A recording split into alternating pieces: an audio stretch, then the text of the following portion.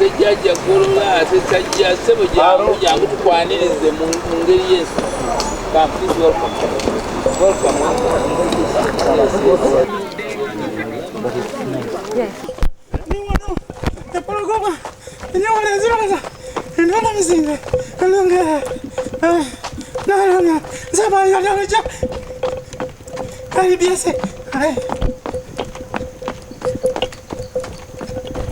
olaba bakuleso ino okukola mu emisinde n'obasanga naye nga bo ayo mutu aba tuli mu kibira abagamba motion media ejaba tusaka ensonga zonna tuli Ebundibugyo straight wena baba ensonga zonna Ebundibugyo gye twasazeeko twagala tubabulire obwomu n'obukko obabulire so kati wano tuli ku Semiliki. Yes. Tuze kulaba the male spring. Era nsubira mugenda gisangawo wali agenda gibalaga bulungi. Yes. Yatuvudde eri ku female tufumbya amagi gaffe tumaze kati tuzze.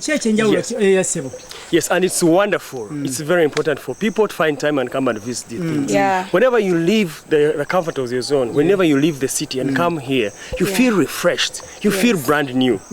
Give us a chance, we can even go with you. Yes, let's go. Let's go. Tunyumidwa. Hotsprings is inyuma. The view is very good. Yes. The air is very fresh. Yeah. You feel like you're in another place. Everyone should visit this place, whether Ugandan or not. Come and visit the area. Let's go. Yeyunga kutambule fena. Kamagobe mpola babadde bandise ne kamagobe bakutuseeko tambule fena paka ku Hotsprings. Come with me. Yes. Let's go.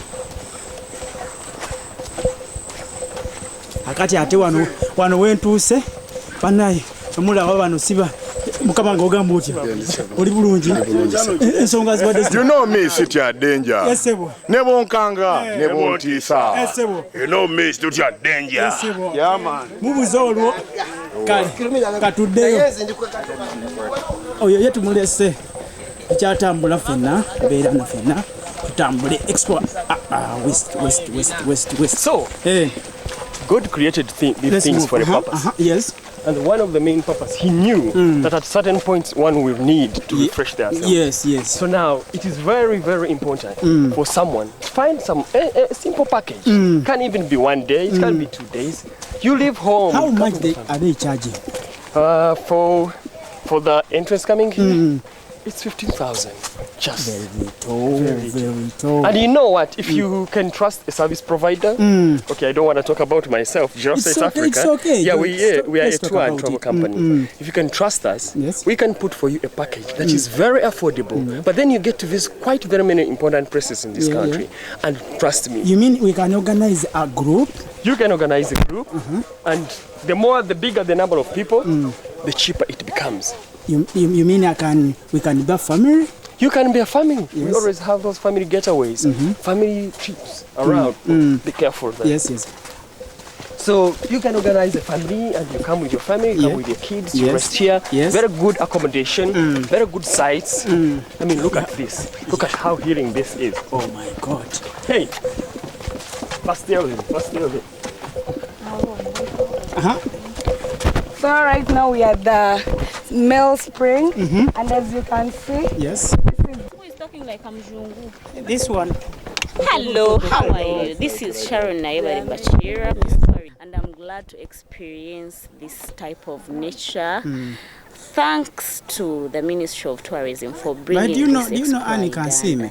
No, literally, I'm not Anne Kansime, though people always say that I'm Anne Kansime. We are not related. Totally. No, at the moment we are not related. I mean, I talk like her. Yes. Sorry about that. But that's life. But you can eat money in her presence. No, literally, I do not have content. Kuba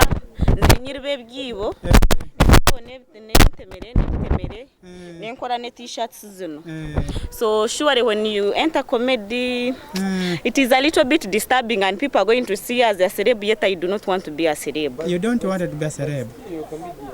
No, I'm not close to being a comedian, surely. I am me. I think you naturally, I'm Am I me? Oh, You can see. No, Anne can see me. Separate people. We have got several boiling points. Some other points are shallow, in that we use them as the boiling point where you cook eggs. The eggs take 10 minutes, matoke 20 minutes, and basically someone puts an egg. If you want a hard-boiled egg, 10 minutes, and they keep shifting. We can have new ones from somewhere. That's why you saw a series of fountains.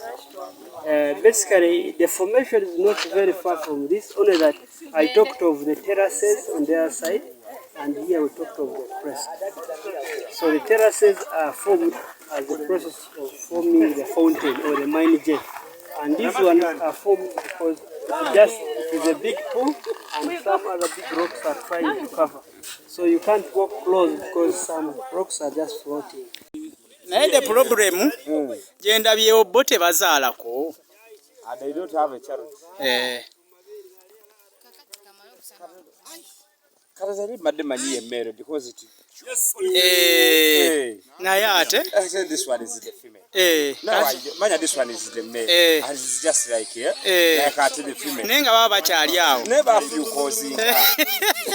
Bafyu nkozingira ddala wakati oli femero olomero mbadde nnoonya mutabani waabwe bamuwala waabwe ndowooza gwe mbapasa naye naye tobalabako gololayo omulabye kuba yadduse yadduse n'ekikyala muwala waabwe yalabika yali eri ekitagata bano bazadde battima tebeesembereza abaana baabwe kozi bakuyita ali ati oli bamuyita Sempala. Ono akatano yandibadde Sempala. Ono Sempala. Abano Nampala. Alaka oli Nampala ono Sempala. Kakati oli na kalwaji. Kakati ola okufyunkozi ngokuli wano. Kakati oli ekitagata. Alabe kayenze. Awo nali nkyali bibbi mu lubuto. Bagambye musaidi eno okogeza n'olinyayo nga toyinaamu kasente. Eno. Ula. Okola ki? Ula. Katebe. Obula. Waliwo abakubuzaawo. Saidi. Eyo mbunoge eyo wagendayo bagagga nga bagenze saba bugagga. Abakyala abatazaala. Bagende eyo ne bafuna enzaalo. Tulaba jangola bino sente zizi. Wana abakulu. Abakulu. Abakulu baamuli. Obalabye. Oba mukyala tozaala. Zaala kwagaana. Wano. Okoloti. Chichi ekigali no saba. Luzaalo. Ask for a pregnancy. Era sente oteekawo ekigali n'osaba bajja. Sente mani. Andira gy'okoma okwaya ekitono. Biringa bya church okoma okwaya ekitono. Nabo kuwa ekitono. Oteekawo ebinusu nabo bakuwa binusu. Bw'enteekawo akakadde omuniga tasobola kujja n'akasulawo. Omuniga bw'akatwala aba atutte ebizibu bye. Ekyo nga bw'agambye. Kati waliwo abazibuzaawo abazitwala. Ne kati bo bazaagaza. Kati bo baziteekawa. Kati kubanga ebbanga esente ziba z'abalenja. Yayogedde abikakasa oyo. Simanyi. Ebbanga eno Hotsprings gyemaze wano. Okusubirawo emitwalo nga 80 ku buwumbi. Zigibwawo. Sente ezo bannate mwandi. Zigenda by osmosis. Oba by picking. Waliwo azitunda. Botutte problems obuzibu era bw'otuuka eno ofuna sickness ya disease totunenya ng'otutte sente yojja mu kifo kino ate ikuwaayo okwo yefunayo totunenya kale